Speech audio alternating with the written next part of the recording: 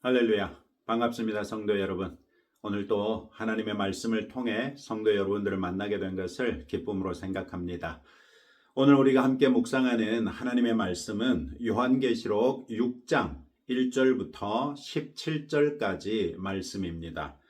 오늘의 성경에서 하나님의 어린 양인 예수님이 봉인된 두루마리의 인을 하나씩 떼십니다. 이 두루마리는 안팎으로 기록된 것으로 에스겔 2장 10절 말씀해 보시면 안팎으로 기록된 글은 애가와 애곡과 재앙의 말이 기록된 것들이다, 이렇게 말하고 있습니다. 이 두루마리는 7인으로 봉해졌는데 오늘의 성경에서 예수님은 그 중에 6개의 인을 떼십니다. 오늘의 성경에서 예수님이 떼시는 인은 처음 4개와 나머지 2개로 구분해서 살펴볼 수 있습니다. 첫 4개의 인을 뗄 때마다 하나님의 보좌 앞에 4 생물이 각각 오라 이렇게 외치고 그 외침에 맞춰서 흰 말, 붉은 말, 검은 말, 청황색 말 등이 나옵니다. 이 말들은 스가랴서 6장에도 등장하는데 하나님의 명령에 따라 심판을 실행하는 주체들로 보시면 틀림이 없겠습니다. 어린 양이 첫 번째 인을 떼실 때에 하나님의 보좌 앞에 있던 첫 번째 생물, 즉 사자 같은 생물이 큰 소리로 오라 이렇게 외칩니다. 이때 흰 말이 나오고 그 기수는 활을 가졌으며 그는 면류관을 받고 나가서 이기고 또 이기려고 합니다. 흰색은 승리를 상징하는 색이며 그 위에 탄 자가 활을 가졌고 면류관을 받고 나가 싸운다는 것은 용맹할 뿐만 아니라 효과적인 용사라는 것을 보여주지요. 면류관을 받고 나갔다는 것으로부터 승리가 보장된 싸움을 싸운다는 것도 알 수 있습니다. 다만 이때의 흰 말은 19장에 보시면 그리스도께서 흰 말을 타시는데 그때와 다르다는 것을 주의할 필요가 있습니다. 이 첫 번째 인과 관련된 흰 말은 탄 자가 그리스도가 아니라 하나님의 명령에 따라 심판을 실행하는 자다, 이것을 주의하면 좋겠습니다. 둘째 인을 떼실 때는 두 번째 생물, 즉 송아지 같이 생긴 생물이 오라 이렇게 외치고 이번에는 붉은 말이 나오지요. 이 말의 탄 자는 큰 칼을 받았고 땅에서 화평을 제거하여 분쟁과 분란과 전쟁을 일으켜서 서로 죽이게 하는 심판을 실행합니다. 셋째 인을 떼실 때는 세 번째 생물, 즉 얼굴이 사람 같은 생물이 오라고 외치고 이번에는 검은 말이 나오고 그 위에 탄 자는 손에 저울을 가졌습니다. 이번에는 한 데나리온의 밀 한 되요 한 데나리온의 보리 석 되로다, 또 감람류와 포도주는 해치지 말라, 이런 명령이 내려옵니다. 여기에서 되로 번역된 것은 약 1리터 정도의 분량을 말합니다. 밀 한 되나 보리 석 되에 한 데나리온이라고 하면 노동자가 하루 일해서 번 돈으로 그 가족이 겨우 하루를 입에 풀칠할 수 있을 정도밖에는 되지 않는다는 것입니다. 이것은 요한 당시에 로마 제국에서 일반적으로 밀이나 보리가 거래되던 가격에 최소 8배에서 최대 16배나 더 비싼 가격입니다. 이는 기근으로 인해 곡식이 적어서 그 가격이 폭등한 것을 말하지요. 따라서 검은 말은 기근을 상징합니다. 다만 이때도 감람류와 포도주는 보존해 주시는 하나님의 은혜를 볼 수 있습니다.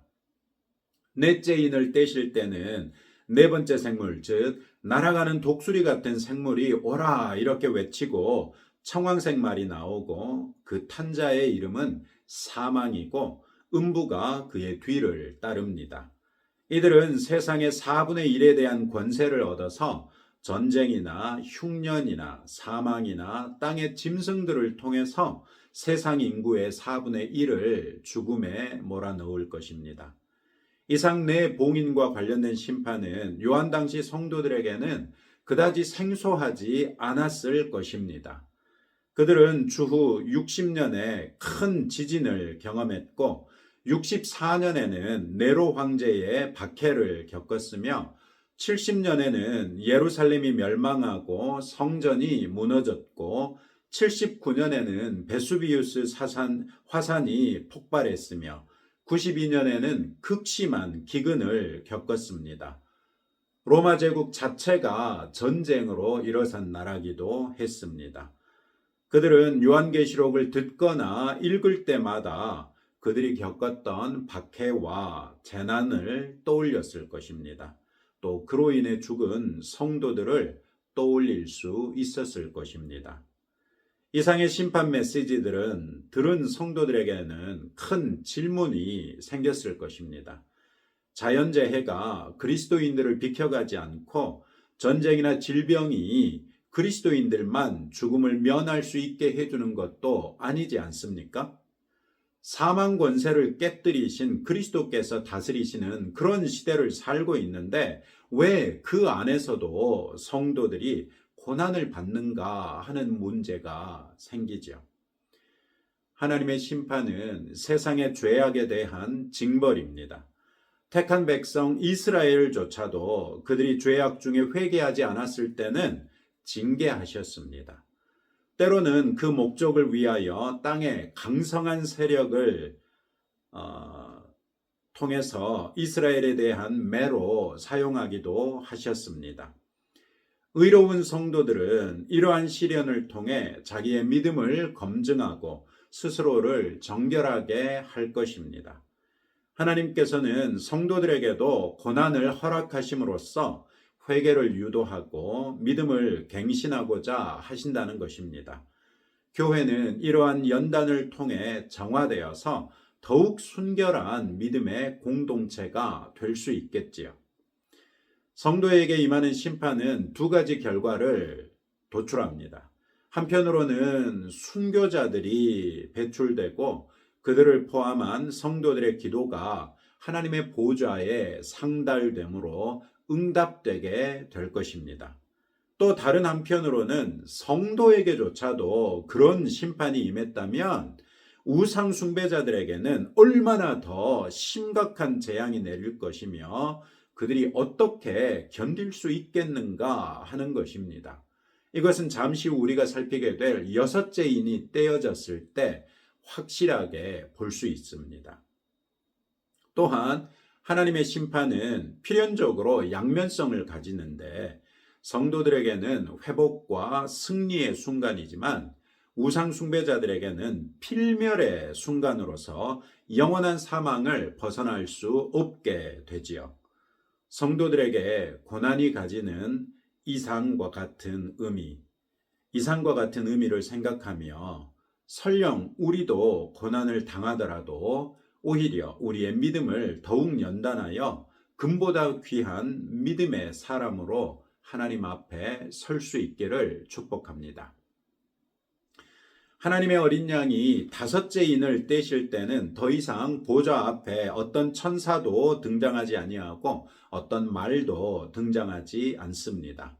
이번에는 하나님의 말씀과 그들이 가진 증거로 말미암아 죽임을 당한 영혼들이 제단 아래에 있는 것이 보입니다. 이 영혼들은 당연하게도 성도들의 영혼들이죠.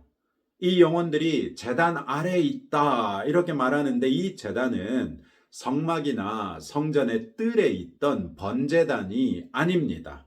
이 제단은 성막 안에 성소나 성전의 성소 안에 있는 분향단을 가리킵니다. 구약 성경에서 제단 아래 이런 표현은 곧 하나님의 보좌 아래 혹은 하나님의 임재 아래 이런 뜻으로 읽힙니다. 따라서 성도들의 영혼이 분향단 아래에 있다는 것은 하나님의 완전하신 인지와 보호 아래에 있다는 것을 상징하지요. 이 영혼들은 먼저 하나님을 찬양하는 한편 땅에 거하는 자들을 심판하여 우리 피를 갚아주지 아니하시기를 어느 때까지 하시려 하나이까? 라고 아뢰입니다.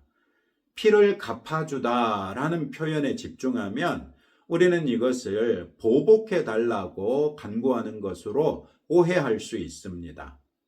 이 구절에서 땅에 거하는 자들이란 요한계시록에서 우상 숭배자들을 가리키는 요한계시록의 전문 용어입니다. 성도의 영혼들이 하나님께 아뢰는 것은 그들의 박해와 고난에 대하여 보복을 요청하는 것이라기보다는 우상 숭배자들의 행위대로 갚아주셔서 하나님의 의를 땅 위에서도 이루어 달라는 간구입니다. 이는 개인이나 공동체의 보복을 구하는 기도가 아니라 우리의 믿음을 인정해 주십시오. 또 하나님의 의가 이루어지기를 간구하는 그런 기도라는 것입니다. 이에 하나님께서 이들 각각에게 흰 두루마기를 주시며 이르시되 아직 잠시 동안 쉬되 그들의 동무 종들과 형제들도 자기처럼 죽임을 당하여 그 수가 차기까지 하라, 이렇게 말씀하십니다. 하나님께서 성도들에게 먼저 예수님이 이기는 자들에게 주시겠다고 약속하신 흰 옷을 주십니다. 이 흰 옷은 지금은 영혼들이 받았지만 우리가 육체의 부활을 겪고 나면 우리의 부활한 육신 위에 걸칠 흰 옷이 될 것입니다. 그러나 아직은 더 기다려야 하는데 순교자들의 수가 차기까지는 더 기다려야 한다는 것이죠. 7장에서 보시면 이 숫자가 이스라엘 지파들 중에는 14만 4천 명이나 되고 각 나라와 족속과 백성과 방언에서 아무도 능히 셀 수 없는 큰 무리, 이렇게 명시되어 있습니다. 즉 하나님이 정하신 때가 되기까지는 기다리는 수밖에 없다는 것입니다. 우리는 이 말씀으로부터도 성도는 사나 죽으나 하나님의 나라와 하나님의 뜻을 구하는 사람들이구나 하는 걸 알 수 있습니다. 우리도 하나님의 말씀에 합당한 삶을 살아내기 위해서 최선을 다해서 힘써야 하겠습니다. 그런 과정에서 우리에게 부당한 핍박이나 고난을 가하는 사람들이 어찌 없을 수 있겠습니까? 그런 사람들이 있다면 오히려 우리가 그리스도의 고난에 동참하는 것으로 알고 기뻐하라고 권면한 바 있지 않습니까? 우리에게 차원이 다른 기쁨을 주는 사람들을 향해서 어떻게 보복하고자 하는 앙심을 품을 수 있겠습니까? 죽을 것만 같은 고난 중에서도 그리스도 예수를 묵상하고 대주제이신 우리들의 영원하신 하나님 아버지를 묵상하십시다. 그리고 그때의 은혜 가운데 나의 개인적인 복수가 아니라 하나님의 뜻을 이루어 달라고 간구할 줄 아는 참 믿음의 성도들이 되십시다. 사나 죽으나 하나님의 나라와 하나님의 뜻을 먼저 구하는 성도들이 되자고요. 여섯째 인을 뗄 때는 앞에 어떤 인들과도 비교할 수 없을 정도로 뚜렷한 징조들이 발생합니다. 큰 지진이 나고 해가 검어지고 달은 피같이 붉어집니다. 하늘의 별들이 땅에 떨어지고 하늘이 두루마리가 말리는 것 같이 떠나가고 각 산과 섬이 제자리에 있지 못하고 이곳저곳으로 옮겨집니다. 우주적인 징조가 보인다는 것입니다. 뿐만 아니라 이때에 진노의 큰 날이 이르러 땅의 임금들과 왕족들과 장군들과 부자들과 강한 자들과 모든 종과 자유인이 어린 양의 진노 앞에 능히 서지 못할 것이라고 말합니다. 어린 양의 진노. 이 표현은 여러 가지로 잘 어울리지 않습니다. 어린 양 주제에 진노한들 무슨 일이 일어날까 싶기도 하고, 유순하고 비폭력적인 것으로 알려진 양이 진노한다는 것도 이상하지요. 더군다나 여기에서 언급되고 있는 어린 양은 일찍이 죽임당한 것 같은 양이지요. 자기 희생적인 죽음으로써 만유를 하나님과 화해시킨 그런 양인데 진노한다는 것이 쉽게 이해되지 않습니다. 그러나 이때의 어린 양의 진노의 전조를 예수님이 이미 보여주신 바 있습니다. 마태복음 21장 12절 13절 말씀해 보시면 예수께서 성전에 들어가사 성전 안에서 매매하는 모든 사람들을 내쫓으시며 돈 바꾸는 사람들의 상과 비둘기 파는 사람들의 의자를 둘러 엎으시고 그들에게 이르시되 기록된 바 내 집은 기도하는 집이라 일컬음을 받으리라 하였거늘 너희는 강도의 소굴을 만드는도다. 예수님이 노하셨습니다.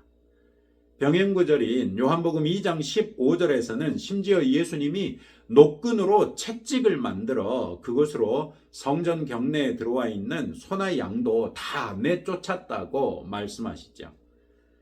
요한계시록을 썼던 요한이 자신의 복음서 2장 17절에서 예수님의 제자들이 이 사건을 보고 성경 말씀에 주의 전을 사모하는 열심이 나를 삼키리라 한 것을 기억하였더라 이렇게 보고하고 있습니다. 즉 주의 전을 사모하는 예수님의 열심이 성전을 더럽힌 자들에 대하여 진노하게 했다는 말이죠.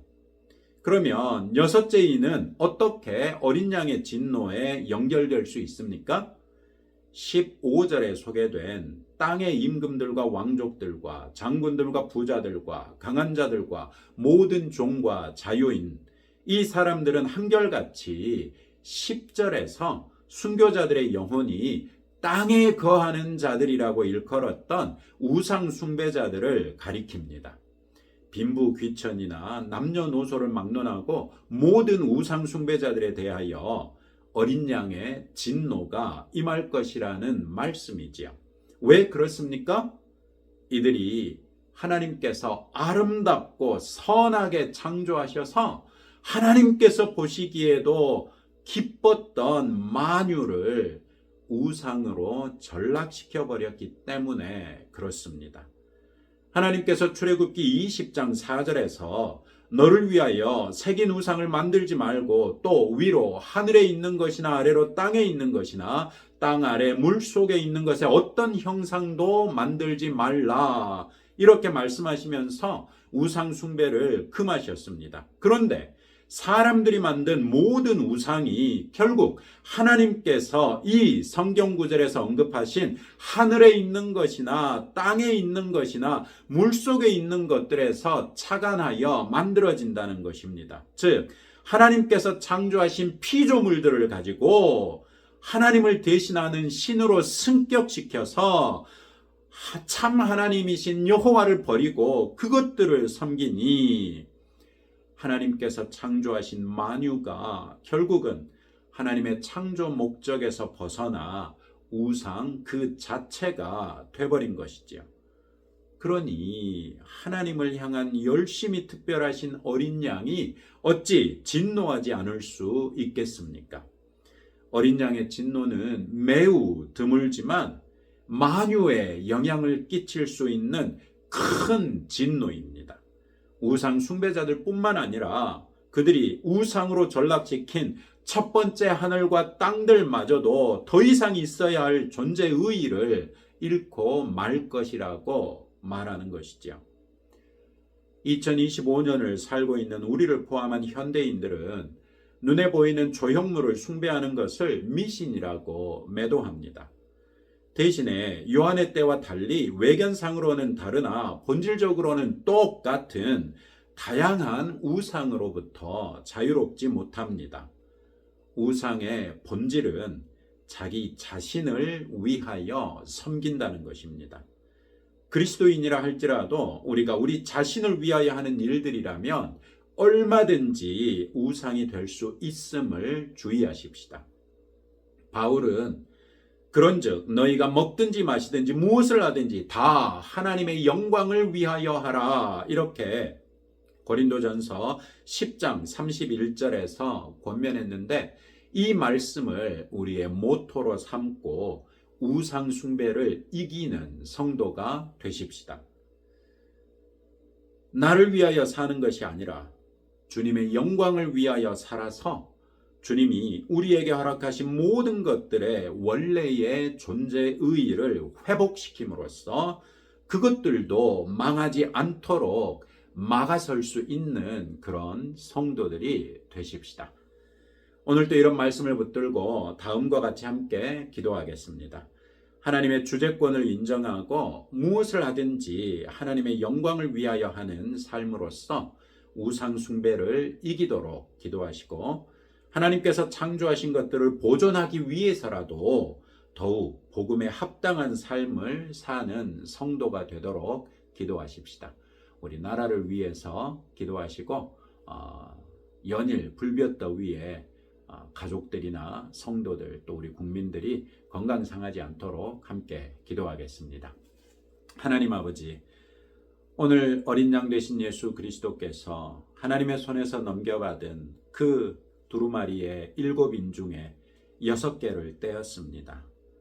아버지 하나님, 이 심판이 우리에게는 오히려 우리의 믿음이 인정받는 계기가 될 것이며 회복이 되고 하나님 안에 있는 승리가 될 줄로 믿습니다. 다만 우리가 하나님의 주재권을 인정하고 무엇을 하든지 다 하나님의 영광을 위하여 하라 하신 말씀에 순종함으로 우상 숭배를 이기게 하옵시고 하나님께서 창조하신 만유를 우리가 오래도록 누리기 위해서라도 더욱 복음에 합당한 삶을 위하여 노력하는 주의 자녀되게 하옵소서. 우리가 나라를 위하여 기도할 때마다 무엇을 위해 간구해야 할지 일러주시고 무더위로 고생하는 많은 사람들 아버지 하나님께서 위로하여 주시고 건강 상하지 아니하도록 눈동자처럼 보호하여 주시고 지혜롭게 하시되 특별히 주의 자녀들을 위하여 더욱 그리하여 주옵소서. 예수님 이름으로 기도합니다. 아멘. 이제 여러분들의 기도 제목 가지고 하나님의 보좌 앞에 나아가시기 바랍니다.